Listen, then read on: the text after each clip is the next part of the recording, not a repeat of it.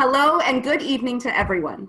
On behalf of South Asians for Biden, Indiana, Illinois, and Michigan, and Indiana for Biden, I extend a heartfelt welcome to all of you. So many of you are joining us from all across America and even from abroad, and we thank you. My name is Benita Barai, and I proudly serve as the State Director for South Asians for Biden, Indiana. For those of you who may not be familiar with us, South Asians for Biden is a national grassroots organization dedicated to engaging, educating, and mobilizing our South Asian community to help elect Joe Biden this November. We are so excited to have you join us as we come together as a community to prepare for the most important presidential election of our time. We are very grateful to have an inspiring and diverse panel of leaders from our South Asian and Indiana community presenting to us this evening as featured speakers and esteemed moderators. Our featured speakers for tonight's event are author, attorney, and Gold Star father, Mr. Khizr Khan, Senator Joe Donnelly from Indiana, and Representative Nima Kulkarni from Kentucky. Before I proceed to introducing our moderators, I want to personally acknowledge and respect that members from all across our South Asian community have voiced concerns regarding what the United States foreign policy will be toward the South Asia region under a Biden administration. I would like to take just a moment to offer my personal view. The way I see it is that no two nations, no two friends, and even no two partners will always start from a place of seeing eye to eye 100%. But if there exists a strong relationship and genuine concern, then a productive dialogue can be had and a solution reached. Right now, both our community and America have been brought to a tipping point of divisiveness. It is tearing us apart. What we need is a leader who has integrity, who is fair, who is decent, and who has genuine empathy and respect for the welfare of human beings. We want a leader who is humane and who does not take glee in cruelty. When we have a leader whom we are confident embodies these traits, then we have trust. And if we have trust, that automatically brings down the temperature of heated exchanges and division. And look, it makes space. Space for reason, for resolution, and space for unity.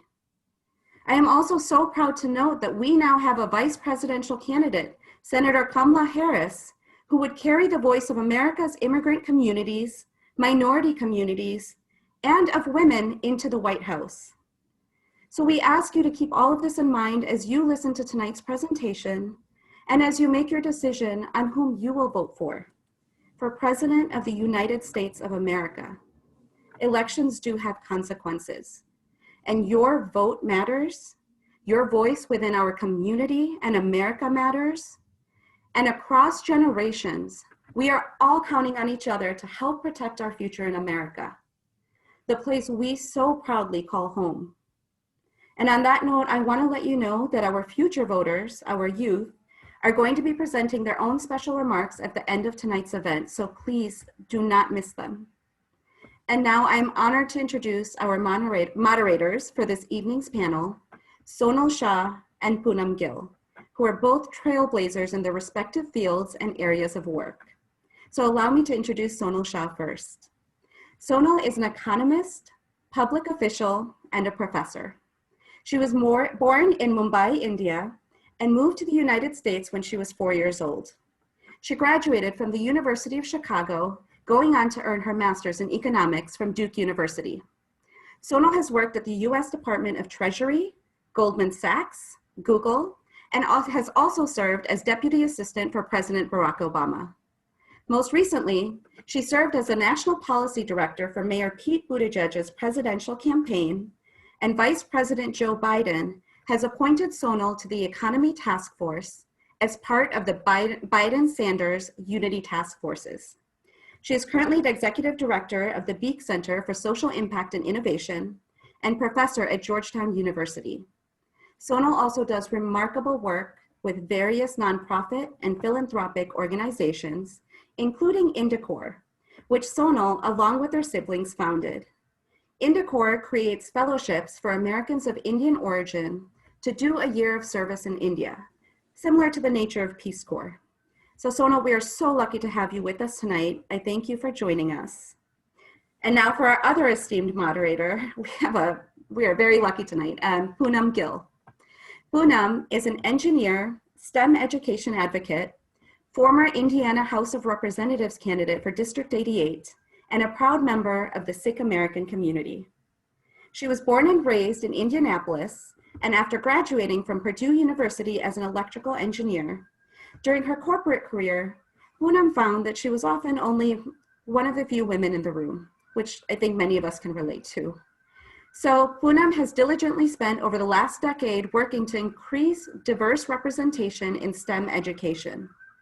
Amongst a number of other roles, she has served as Regional Partnership Coordinator for Girls Who Code and Executive Director of Maker Youth Foundation. Poonam is also a founding board member for Every Girl Can STEM, which is championing an extraordinary project to start an all-girls STEM school in Indiana. Currently, on a prestigious grant, she's a graduate student in learning design and technology at Purdue. I want to make sure before I leave off that we all realize that Poonam ran for office as a state representative for the Indiana House, and she successfully narrowed a historically 30-plus point margin down to just 10 points. And this was against one of the most long-standing politicians in the state of Indiana.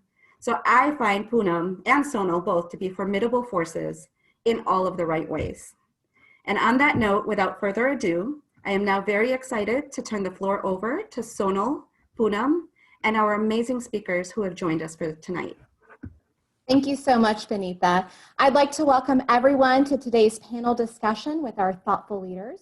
Thank you to our co-sponsors, South Asians for Biden, Illinois, South Asians for Biden, Michigan, and Indiana for Biden.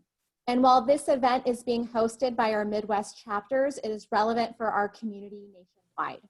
As a daughter of immigrants who came to this great country to give us a better life, as someone who was born and raised here and is now raising the next generation, I know that there is much at stake in this election that spans generations across our communities. The South Asian American community is grateful to have our panelists here today to speak about the issues that are most important to us so that we may come together and unite as a community for the future of our country. Throughout the discussion, we will provide you with relevant information and links in the chat about our speakers, along with calls to action.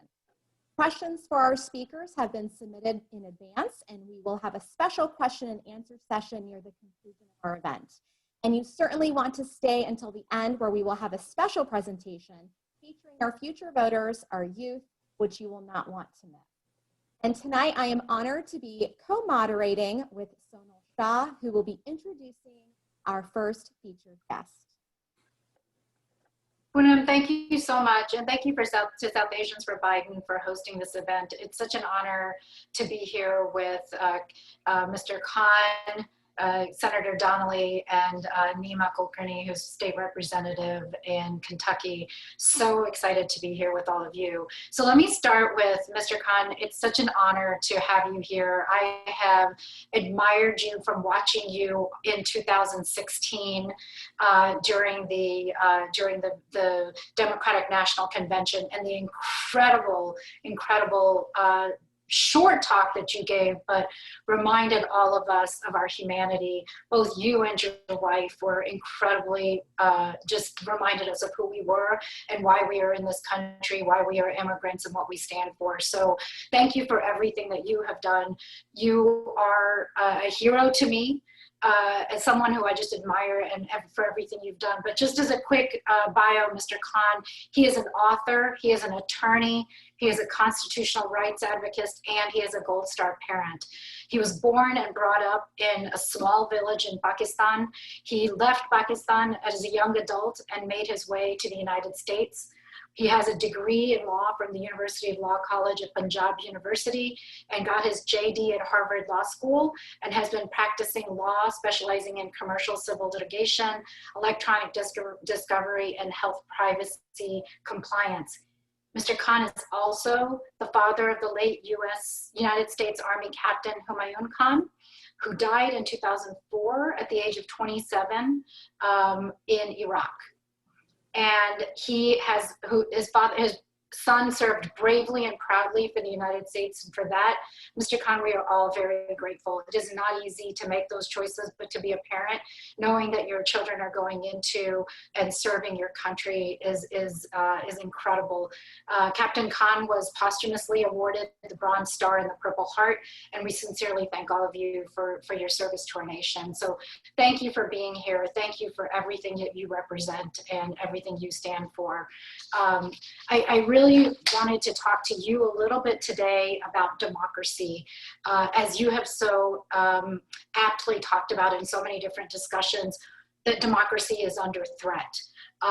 What do you feel that we have lost in the last 4 years, and why do you believe Joe Biden differs from what we have right now?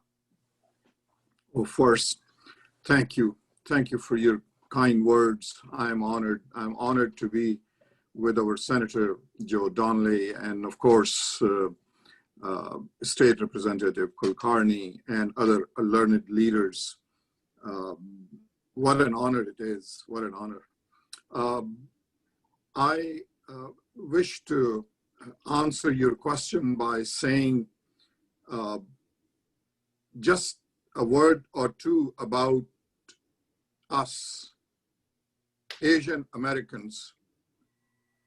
I apologize if my voice rises because I want to reach everyone within the reach of my voice and this program. Please know, Asian Americans are the fastest growing electorate in our country. Be very proud of it. Participate. Participate, claim your democracy, claim your country. In United States democracy, we only are successful if we have a voice. To answer your question, what we have lost in these 4 years is democracy exists with difference of opinion, tolerance, and acceptance of each other, respect and equal dignity for each one participating in democratic process. I was here in Charlottesville, Virginia. I'm joining you from Charlottesville, Virginia in 2017, August, when American hate, when neo-Nazi hate, when extremist hate was on full display. And when asked by Donald Trump, he said there were fine people on both sides. There were very fine people on both sides. The reason I narrate this is to give you the comparison. Look on the other side. Look on the other side. Joe Biden said, Charlottesville was on my mind when I made the decision to run to redeem the soul of America. That is the difference. What we have lost is patience, tolerance, accommodation, understanding, difference of opinion. And the only way to repair is to elect the leaders who represent the values of America, the values of United States. I have voted. Sorry to give you a long-winded answer, but I was so impatient. As soon as Virginia opened the voting, the absentee voting, I went and I voted. When I was driving to vote, and in these words lies the answer what we have lost. On my mind was 215,000 American deaths, over 7 million victims of COVID-19. Trump lied to hide the pandemic. his slow and incompetent response was on my mind. In contrast, Biden-Harris plan to immediately implement a national guidance to deal with the pandemic was also on my mind. Victims of racial injustice was on my mind. Cruelty of Trump. When I sat down to vote, I looked at the ballot paper. Cruelty of Trump in locking up over 5,000 children in cages, separated from families, and now requiring application fee from asylum seekers in detention centers was on my mind. In contrast, Biden immigration plan, which states that very first day of Biden-Harris administration, travel ban would be repealed and American immigration system would be restored to reflect American values. I am an immigrant myself, first generation. I know many of our friends on this call are either first generation or second generation immigrants. Never forget the power of your vote, the power of your platform, how you have contributed to make this country stronger and prosperous. That is a historical fact. That is how democracies are strengthened. And we hope, and as I have traveled throughout the country, I have seen there is amazing enthusiasm in the Asian American community to make the difference. To answer your additional questions, I would like to tell you the question that I have been asked throughout the country by Asian Americans. Please so I do. yield momentarily. If there are other questions, please ask. Mr. Khan, why don't you answer that? I think that's an important, I think having heard what you have heard across the country, you've been traveling, please tell us, what are people asking you? What are the questions that are on people's minds that you have heard from? Well, this is the question that get asked throughout the country. What can I do? I am very concerned. And there is genuineness in that question, in their voice, in the words. There is genuineness. They hold my hand and say, please tell us, what can I do? What can I do tomorrow? And my answer to everyone had been, this is your country, claim it. And the only way you will claim it, vote, contribute, ask your family to register and vote. Ask your community to register and vote. Some of immigrant communities have a habit of being reluctant to participate. This is not the moment. We are writing our history. We are writing our history so that we can look back and we can say, we are so proud to be Americans. We made the difference. That is what my answer now to everyone listening is, that participate, vote. Your time has made you candle bearer in this darkest moment. I assure you, and I repeat, Asian Americans are the fastest growing electorate in United States of America. Assume the role of that candle bearer in this darkest moment. You will look back and you will be so proud. Your children will look back and will be so proud that we participated. We were with Joe Biden. We were with the right leaders when the country needed our support, our help, our vote. Thank you. Can I ask one one final question, and I know, Mr. Khan, you have to leave, so I want to make sure that we get the maximum amount of your time before you have to go. But I just want to, one question, you know, one of the things that we have seen consistently across, especially in the South Asian communities, is a lot of division coming from the other side, dividing up our own community. And would love your insights on how do we, and how do you see Joe Biden, Kamala Harris bringing together our communities to make sure we're united on a common cause of democracy and why this matters? Well, look at there is one caution that I would like everyone to realize when they read the propaganda, when they read and when they come across the social media propaganda. Lots of this, and this is not what I'm saying, I'll tell you why I'm saying this. Lots of this hate and division is being sowed by our adversaries. You will say, well, prove it. This is how I prove it. Please note it down.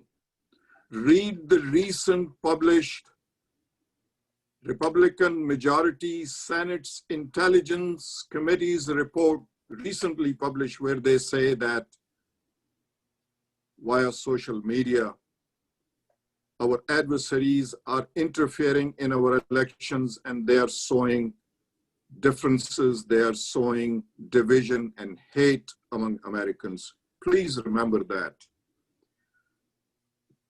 Joe Biden's character, Joe Biden's lifelong service to this nation speaks volume. When the time came to select the vice president, look at his act, look at his character. He selected another patriot, another decent, capable person, a woman. And we are so proud. These steps speak volume. As I said earlier, if you read his immigration plan, that concerns all of other statements, all of other policy statements concern us, of course, but his immigration plan is that the travel ban will be on first day of his and Harris administration will be repealed, and American immigration system will be restored to reflect the American values, where each one of us has equal dignity, participates equally, is respected equally. And one final question for you. What is your wish for the future generations of the South Asians in this country? As I mentioned, this is the way in democracy you claim your right, you claim your place. I wish by example we can show it to our children. This is how other communities have claimed their right.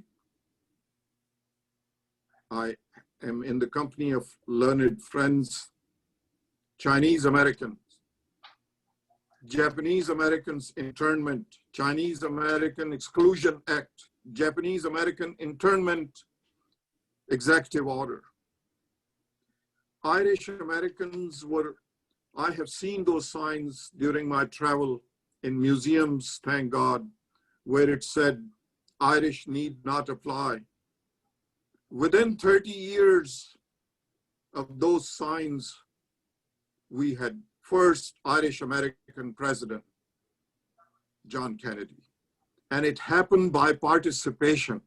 That is my wish, that all of us, and I'm so grateful to each one of you, Senator Donnelly, to you as well, for your values, for your leadership. Representative Kulkarni, thank you. Thank you for being a role model for all of us. Our other learned friends, you are the candle bearers. Make sure that we continue to participate. We encourage one another. We encourage our children, our future leaders to fully participate, remain engaged. That is my wish. And I am not being out of place when I say I have seen the sunrise. I have seen the sunrise. It gets very dark before early morning when the sun rises. We are at the darkest moment of American history. I feel so honored. I feel so heartened to see the participant on this webinar, on this call, the concern that you show. I recently read a book about Declaration of Independence. I was trying to get to the signatories. I was trying to assess what were their sentiments when they were signing the Declaration of Independence, how they felt at that time. Believe me, please reflect on this after this call is over. Each and everyone has that sentiment, that concern in your hearts. Never underestimate the impact of that on yourself, on your role, on future of our generations to come. Thank you. I am so honored to be here with you. Thank you. Mr. Khan, thank you so much for being here. Your passion for the Constitution, your passion for our involvement it comes through, and really, really thank you for everything that you're doing. Thank you for all the traveling I know you're doing around the country on behalf of the Biden-Harris campaign, but on behalf of all of us, honestly, you represent everything that we all believe in, and your son served, gave the highest honor of serving for the country and dying for the country. So really, thank you for everything and who you are. I'm going to turn it over to Poonam, who's going to introduce our next speaker. Thank you, Mr. Khan. Really appreciate it. Thank you, Mr. Khan. I am honored to introduce my former Senator Joe Donnelly. He is an attorney and former United States Senator from my home state of Indiana. Senator Donnelly graduated from the University of Notre Dame and went on to earn a doctorate from Notre Dame Law School. He began his career on the Indiana State Election Board before working as an attorney. After practicing law for some time, opened a printing business in nearby Mishawaka. He served on state and local school boards, serving as president of the Mishawaka Marion School Board, and eventually ran for and won the Democratic nomination for the House of Representatives. Joe Donnelly represented Indiana's 2nd Congressional District from 2007 to 2008. In May of 2012, he ran for the Indiana Democratic seat in the United States Senate.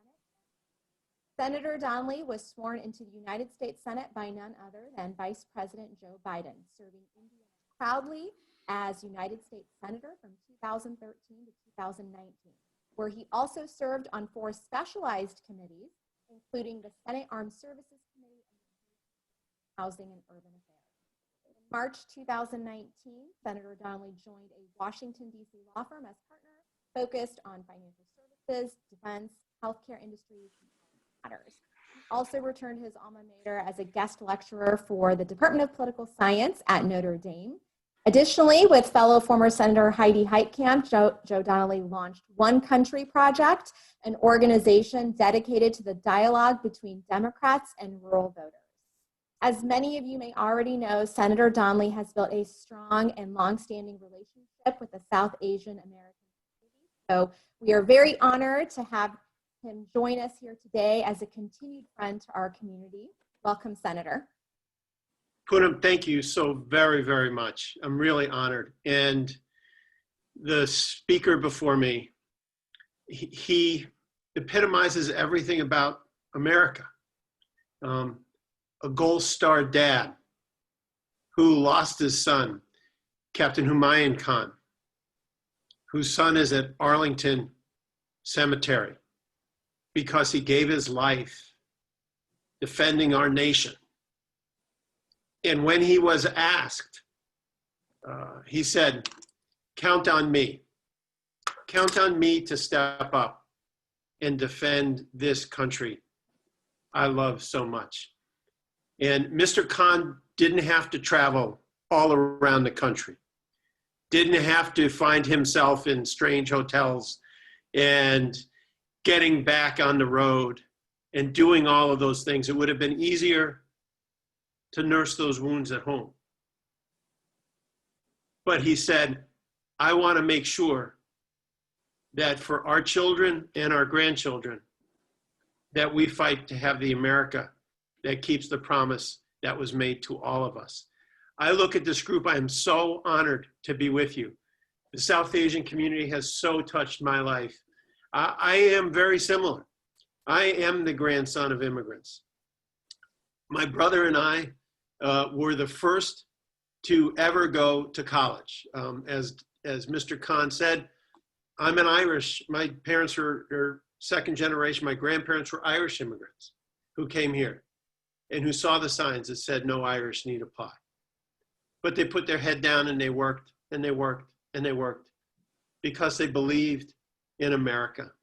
And we all believe in America and in the special bond between the South Asian communities overseas, the United States here, and our South Asian American brothers and sisters. My doctor, Dr. Vijay Kora of Michigan City, Indiana, and the Barai family, and all of my South Asian friends from Indiana are some of the closest friends I could ever have. And why is this so important right now, this election? Why are you so important? We have friends from Indiana. We have friends from Illinois on the call. We have friends from Michigan on the call. Think of this. Michigan and Illinois and Indiana may well decide this election. Donald Trump won Michigan by 10,000 votes last time.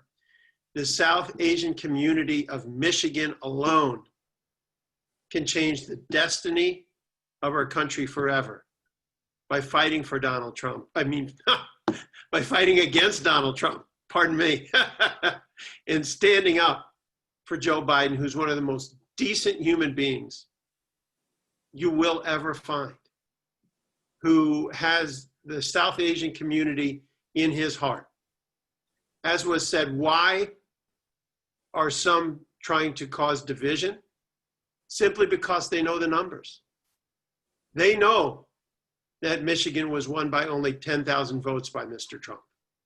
They know the South Asian community can change that, can bring the win to Joe Biden there, can help bring a win to Joe Biden in Indiana. And they are doing everything possible to stop that, including not telling the truth. Joe Biden, as I said, has the South Asian community in his heart because he has all of us in his heart. I think of the South Asian community, I think of the incredible healthcare efforts that have been made, the lives that have been saved by all of you. And Donald Trump, even today, is fighting to end the Affordable Care Act. I remember Dr. Kora and Dr. Barai coming to me and saying, Joe, you have to vote for the Affordable Care Act because people will be able to live instead of die if you do this.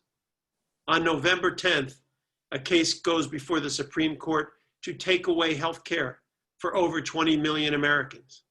And Donald Trump is pushing that lawsuit, is working very, very hard to end coverage for pre-existing conditions, which is just a fancy term for cancer, for diabetes, for multiple sclerosis. Joe Biden fights every day for everyone who struggles with these pre-existing conditions because his son, Bo, died of brain cancer. I was with Joe Biden in Hammond, Indiana, just a few years ago. And we were standing together, and one of the people who came up was a nurse. And Vice President Biden asked her, he said, "What do you do?" She said, "I'm a nurse, Mr. Vice President." And he teared up.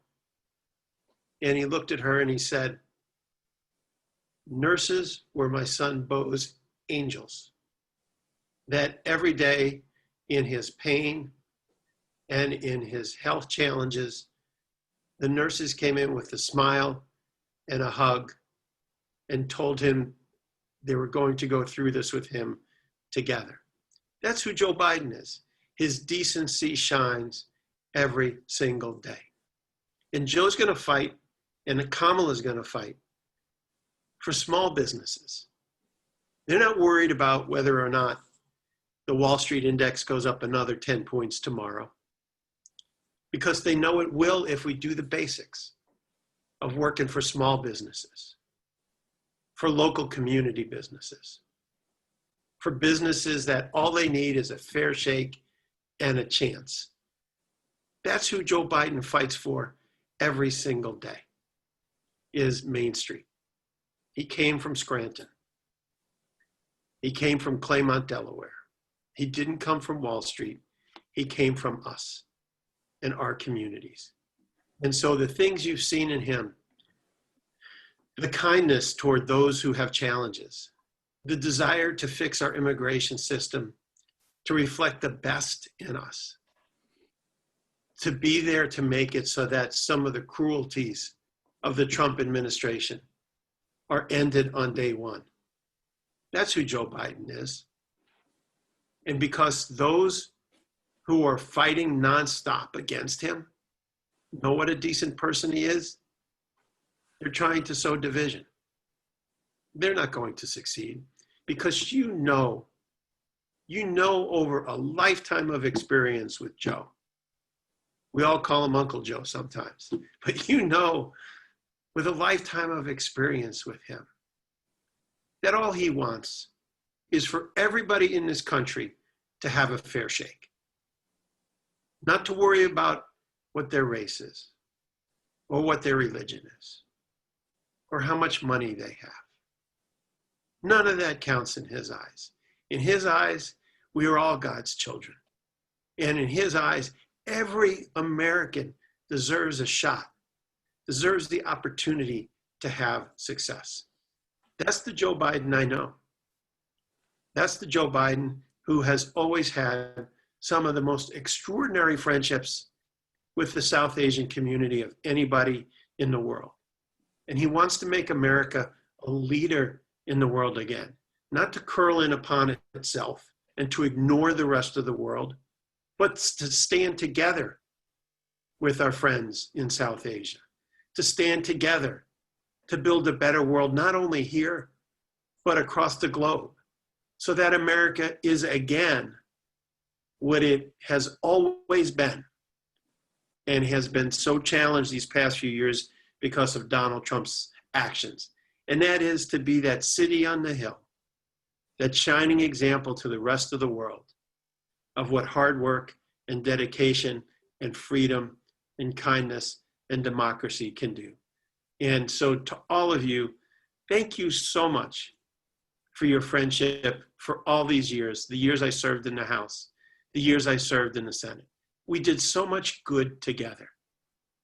When you walk down the street, think of every time you do, there's someone on that street who has health care because of you, because of the votes you made, because of your efforts to try to make our country a better place.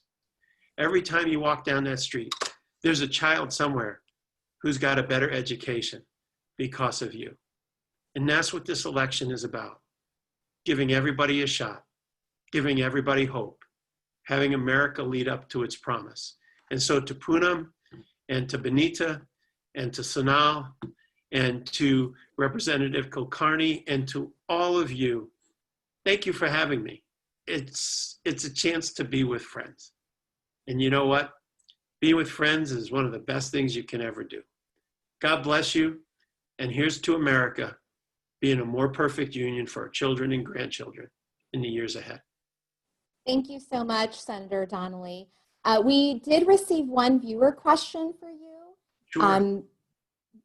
This viewer said that she has a history of breast cancer and that her husband has diabetes.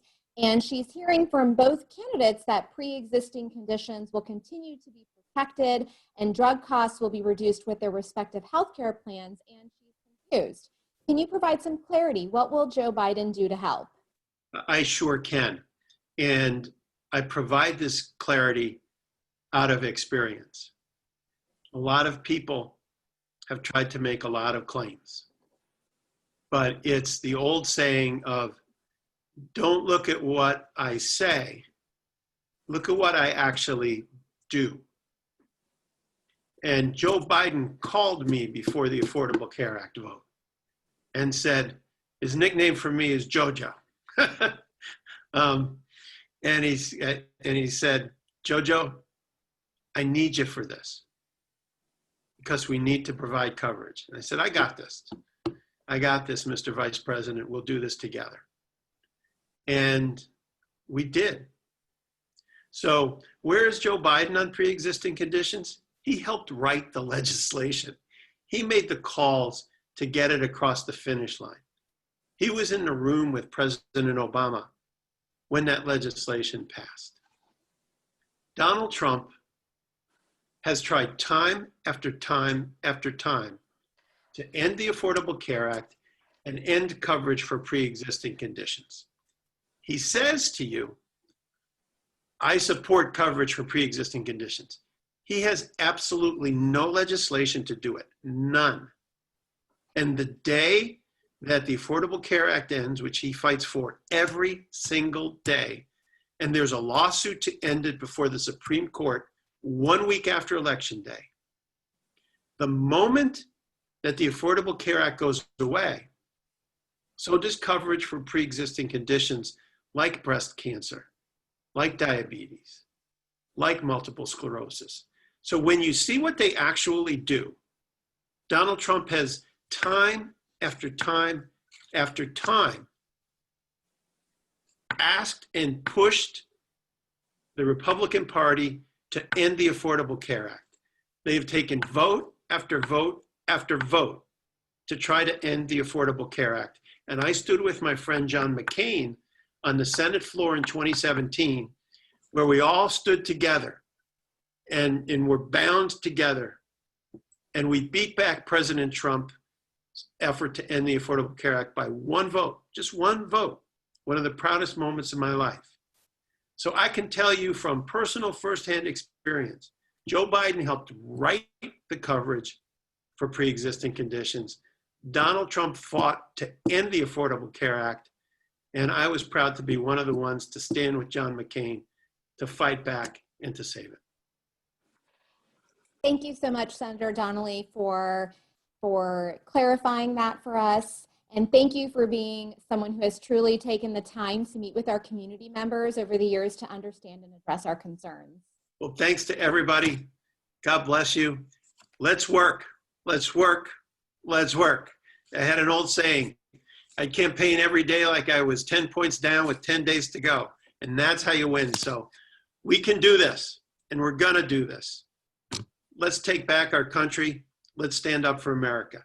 Thanks again. Thank you. And I'd like to hand it back to Sonal, who will introduce our next very impressive speaker. Thank you, Senator Donnelly, and thank you for those wise words, and especially for clarifying the Affordable Care Act. I think the amount of misinformation in the community is incredible, and really appreciate your work on voting for it, but also standing up to fight for it. It is my honor and my pleasure to introduce State Representative Nima Kulkarni. It's such an honor. You are a rare breed, State Representative Kulkarni. You are a Democrat in Kentucky, and you fought to get elected in 2018. You are in the House in Kentucky, fighting every single day. But just quickly before I go into the issues, let me just give a quick background about you. You were born in India. Your family immigrated to Louisville, Kentucky. Your parents owned a small business, a small grocery store. You have done everything that all of us want to do. You've become a lawyer, you've run for office, you have courage, you are sitting working on some of the most important issues in your community right now, and that is everything from working on police reform to working on economic development. And it's such an honor to have you here, to have another South Asian who was elected in office. And that just takes courage to run. I know I've watched all of you, I've worked for many campaigns, and I really do appreciate everything that you have done. So I would love for you, if you have opening remarks to give, but also just to start off with a little bit about what it's been to be a South Asian in office in Kentucky. Yeah, thank you so much for that amazing introduction, Sonal. I don't know that everybody wants to be a lawyer, but I did become one. Don't hold it against me. One of the things I think I would like to point out is that both of our speakers, the amazing Mr. Khan and Senator Donnelly, talked about immigration. And immigration is the defining moment, the defining issue for certainly everybody on this call, but every single immigrant in this country right now, every single immigrant that is trying to get to this country. One of the things I know and I understand because of my immigrant experience is how the system works. So I was born in India, I grew up in Louisville. I have a very unique perspective on how that impacts a person's experience, a person's perspective that they bring to the table. And I became an immigration attorney. So I have intimate knowledge on what Mr. Khan was talking about when he said systematically there was the Muslim ban and the history that he gave in terms of Chinese immigrants, Irish immigrants. We in our country have a very restrictionist system. So I know that restoring the system seems to be the best option right now, but honestly, one of the things that we have never had in this country is a rational immigration system that is in response to any economic need, any kind of humanitarian need. And we are definitely seeing the erosion of what little humanity we have left in our system right now. I mean, since the 1790s, we've had the rhetoric of immigrants are criminals, immigrants are coming here to steal our jobs, and immigrants have disease. And in this year of COVID and the pandemic, we are seeing a conflation of all of those issues, especially under this administration. I want to point out that Donald Trump has been telling us exactly who he is and what he stands for and how he views immigrants from day one, since before he became the Republican nominee. And I think we need to take him at his word. He is not interested in helping South Asians. He's not interested in helping immigrants. One of the things that we have seen just in the past week, every single day almost, there is a restriction on not only the most vulnerable immigrants that are trying to come to the US and build businesses, build lives for their families. We are seeing essentially a shutting down of the system. So it's not just the most vulnerable about asylum seekers and refugees. We are now seeing a systematic attempt to shut down individuals that are professionals. I represented a lot of companies, I represent employers. They're trying to shut down our international students. They're trying to shut down our scientists, our professors, our researchers, our entrepreneurs, and that is devastating. That is a devastating factor when we think about the fact that our population growth, the majority of our population growth in the United States is due to immigration.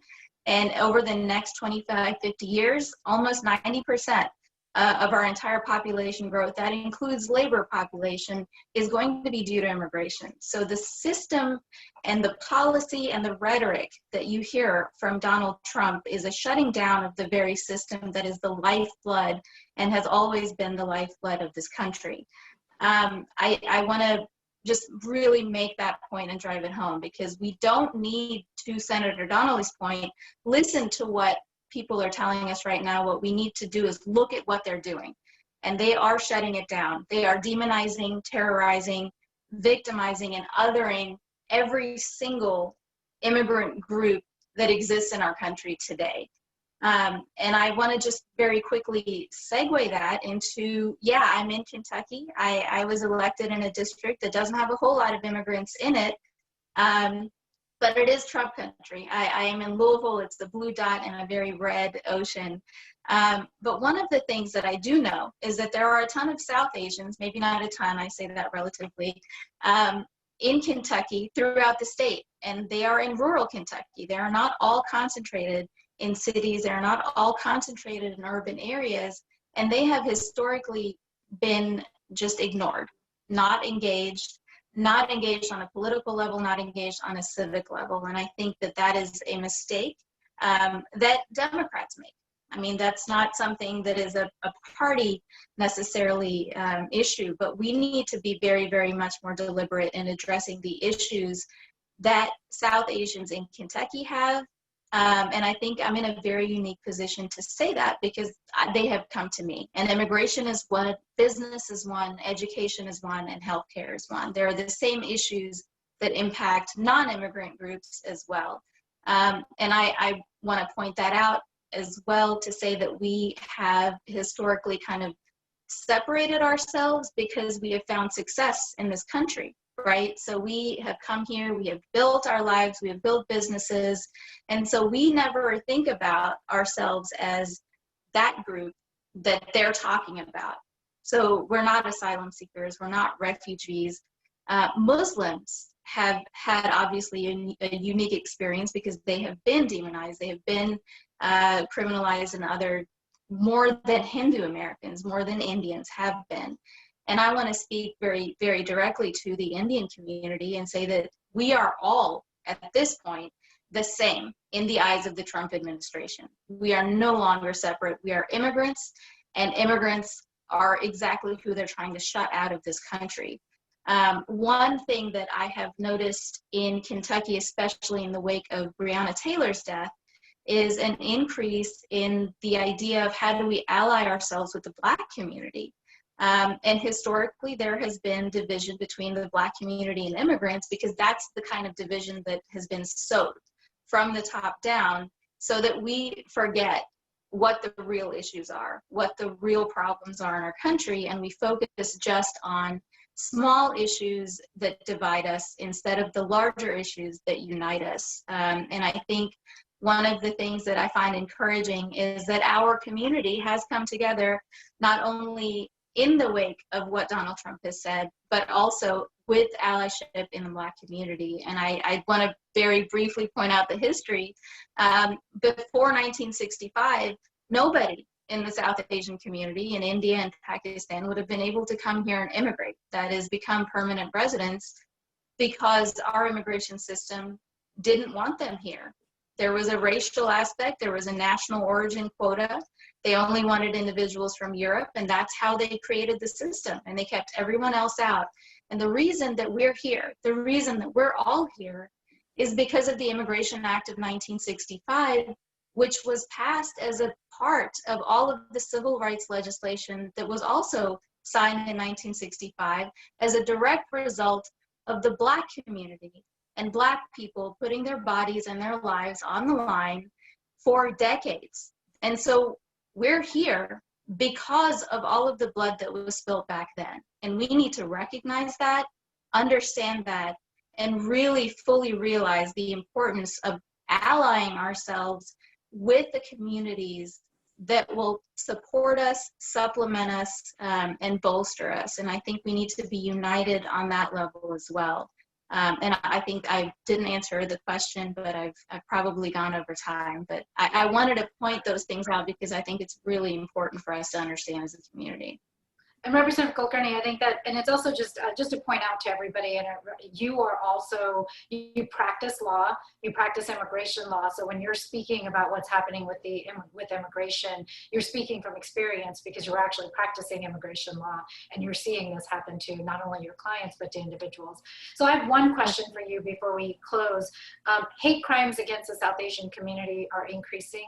We're seeing vandalism in temples and mosques and gurdwaras, bullying at schools and the communities we live in. Can you tell us a little bit about what happened at the temple in Kentucky? Yeah, so the temple in Kentucky was vandalized, and it was a Swaminarayan temple, and there was somebody that broke in and spray painted. There was graffiti everywhere, and it was it was vile rhetoric, go home, foreigners, like that kind of thing. There were other vile words that I won't repeat here.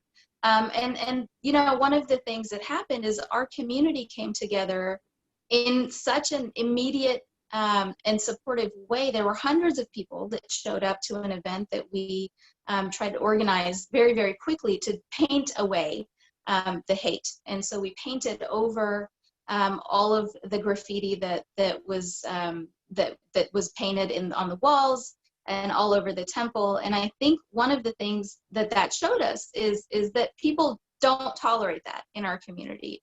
It didn't matter, right, what faith it was. And by the way, this temple used to be a church, so they didn't take down the steeple, and it was a conscious decision to keep a part of that history of that building alive. And so I think one of the things that we saw was there was a lot of fear because this happened. It had not necessarily happened in that community before.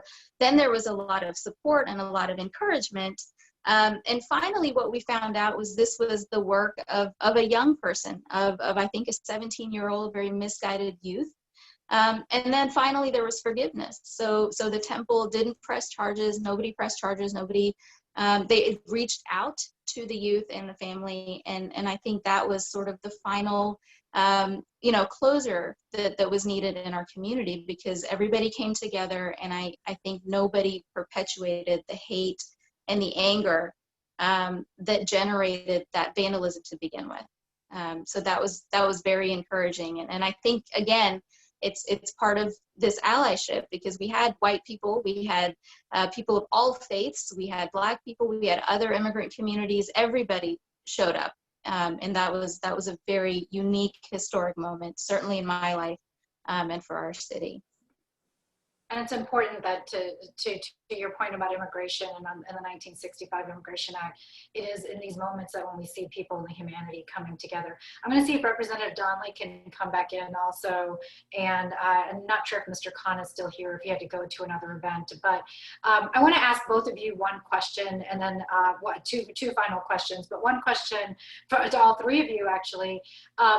What can we do to bring this country back together? We are so divided that we haven't been in a long time. How can President Biden and Vice President Harris bring this country together? What is it going to take for all of us to do? So let me start with Senator Donnelly, if you don't mind, and then Representative Kulkarni, and then Mr. Khan. We have to engage. And what I mean by that is, people have to see that the America we know and love, have lived in, have grown up in, have fought for, is still the same America that reaches out to everybody around the world. When you say, what can we do to bring people together? Mr. Khan's son gave his life for this country. What we can do is go knock on doors, talk to people, tell them, look, there's a reason this election's so important. It's about the soul of our nation. Are we going to be a country that helps provide healthcare coverage to a mom with breast cancer and 4 little children? Or are we going to take it away? I think we know the answer to that question, who we are. Are we going to be a country that makes it so that small businesses can still have a shot, can still have the American dream, that the first thing we dream about isn't always what's the latest Wall Street stock price? It's about, are we doing the things we need to do to help that shop owner have a successful year? Are we focusing on making sure our kids and grandkids, that what we do is we put our head down, we sacrifice, and we make it so that we keep the promise of America, which is that each and every generation will hand off to the next generation a country a little bit better. And by voting, and you tell folks, I'm knocking on your door to show you that the spirit of America is out there, that we're in this together, to honor all those who have given their lives to our country, who have fought for us, who have given their last measure of devotion.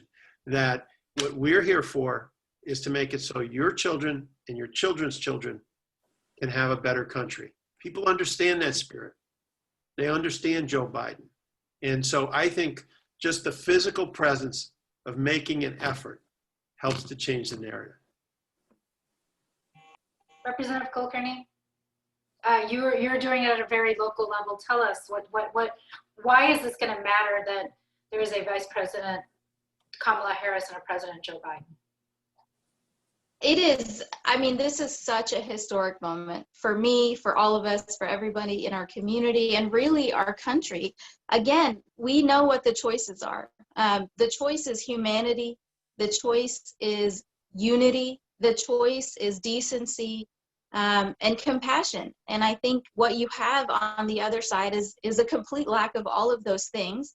I think there's a reason, right? We have Joe Biden, who represents decades of experience in governing and policy, who has chosen a running mate who is half Indian and half Jamaican. who is the daughter of immigrants, who herself has a legal background, but brings, again, that same unique perspective that I mentioned earlier, that I find has really benefited me in my life, my work, and certainly my public service. And I know I can trust that these people, both of them, with their unique perspectives, with their focus on families, with their focus on people first, on working families specifically, unions.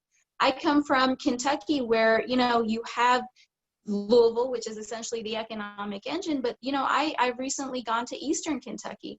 I've talked to people who represent coal miners. I've met with coal miners who have no idea, you know, what they're going to do. They've been fed lies by our, you know, esteemed, not really, I'll say, notorious Senator McConnell, who just had a debate and continued to lie about coal coming back. We're not answering their questions. Everybody wants to be able to live and work and provide for their families, maybe enjoy a little bit. That nobody's asking for the moon here. And I think we need people in office that understand that really fundamental aspect of life, that just give us a chance, give us an opportunity, give us a fair shake, and see what we can do. And I think there is a clear choice. One side represents that for a lot of groups: women, minorities, immigrants, working families, and one side does not. One side represents the actual opposite of all of that. So I think what we need to remember as voters is what unifies us rather than what we're being told divides us, because we should believe our eyes and instead of believing their words. And one final before Mr. Khan, a reminder to everybody, please stay on. We've got a great video from our next gen and really would love for you all to hear it. Mr. Khan, one final question, same question to you, but slightly modified to say, you know, you talked a lot about the divisions that are being sown by other people. How do we bring ourselves together and make sure that, you know, post this election, we come together because we are one country? Well, quickly, if as Americans, we know the DNA of our nation, DNA of our country. When hate and division had divided us in the past, we have come together stronger and more cohesive. The history of our Great Depression, our greatest, most successful economy was built at the end because of the leadership. Now, we cannot continue to rely on our national leaders. Of course, that is very important. But I share with you quickly two examples that I have experienced. I traveled to New Hampshire. I was told that the immigrant community has experienced amazing hate and violence. The physicians of that community decided to hold a free clinic on monthly basis for the people that had bothered them in hospitals, the nurses, the doctors, most of them immigrants. And they told me that after 2 free clinics for the community at large, there had not been a single act of violence. So service, let's all promise ourselves some things ought to be done at a very personal level, service to others. This is what observing I live in Red, Virginia, used to be red. In 2018 and 19, we turn it into blue. But anyway, this is what we do at personal level.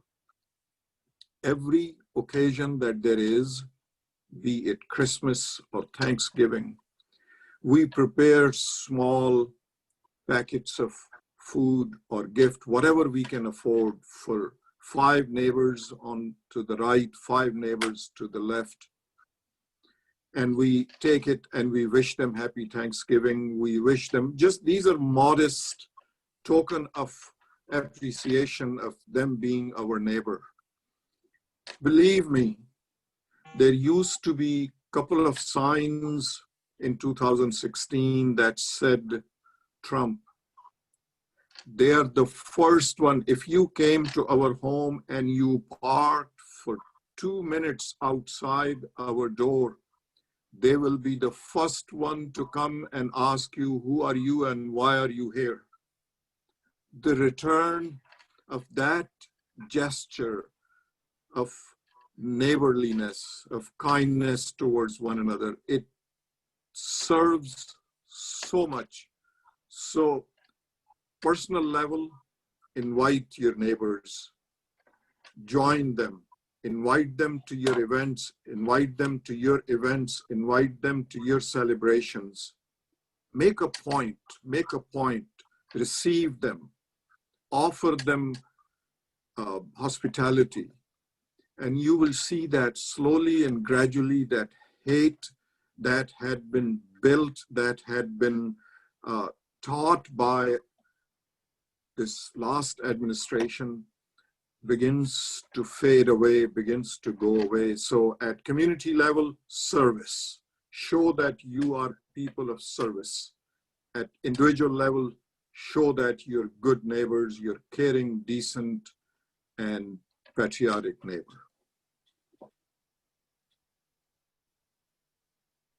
Vinita, you're on mute again. I'm here. What a night. I'm so inspired right now. I need to find my words. First of all, I want to ask everybody, please just give us 5 more minutes. I know we're running over, but I think that we all agree that this was well worth it, and we could actually probably go all night and it would not be enough to hear from our esteemed speakers and moderators. So let me please start off by first sincerely and humbly thanking Mr. Khizr Khan, Senator Joe Donnelly, and Representative Kulkarni. We are so grateful that you have agreed to share your evening with us and to share your perspectives. All of you truly bring such a diversity of experiences in this country and expertise on your subject matter and just your different perspectives. So I want to thank you sincerely, Poonam and Sonal. I also want to thank you so sincerely for helping us navigate this decision as we hope we've navigated your decision, but navigated this evening as we all exchanged thoughts and fact-based perspectives. And we really appreciate you being here with us tonight as well. So I just want to say that I am now feeling more inspired than ever. And I think that this was a very momentous discussion. And I also want to make sure that before I leave off my closing remarks, I do want to extend a special thank you to the South Asians for Biden Indiana chapter team and Indiana for Biden. They have worked tirelessly and passionately to bring you tonight's special event, and now you can see why. You can see why all of this effort was so well worth it. And tonight's event would also not have been possible without the support of Sujata Barai-Chugh and Rima Shahid. So what I am asking of everybody, and I think that all of our speakers and moderators have asked of you too, is that let's please join together. Let's join together across our vibrant sub-communities of South Asian Americans, across our differences, across generations. How about we give peace a chance? Let us unite as one powerful voice for positive change. We are an incredibly talented community, and we have far more in common than what seemingly divides us. We are stronger together, and by coming together, our voice can be heard so that our community's needs are met. Again, let's please give peace a chance. Our community's values are represented by Joe Biden and Kamala Harris. They will represent us, they will listen to science, and they will put our democracy back in order. And on that note, I would like to invite you to please hear these special remarks from our next generation, because any discussion about the future of America cannot and should not be had without the actual voices of the future of America. So I thank you all again for joining us, to all of our guests that stuck with us for tonight and shared your evening to hear our perspectives. And I now want to wish you a good night and pass the mic on to our next generation. Thank you again for joining us.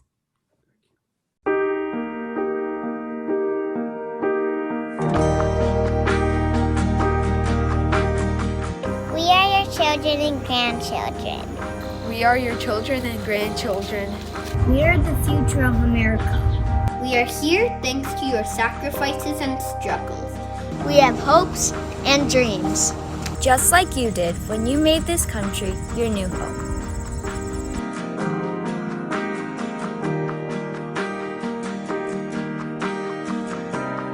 We dream of safe schools and communities without fear of gun violence. Without fear of COVID-19. Without fear of bullying due to our brown skin or religion. It truly scares us that hate crimes against our community have tripled over the last 4 years. More than 1/3 of South Asian students, us, report being bullied at school due to our religion or culture. We also dream of a healthy planet that we too can enjoy with our kids and grandkids. We dream of equality for all regardless of gender, faith, skin color, or cultural background. A fair healthcare system which will be accessible to all of us. And a system that keeps our healthcare workers safe, many of whom are moms and dads. How can we allow over 20 million Americans to lose their healthcare coverage? Mahatma Gandhi said that the future depends on what you do today.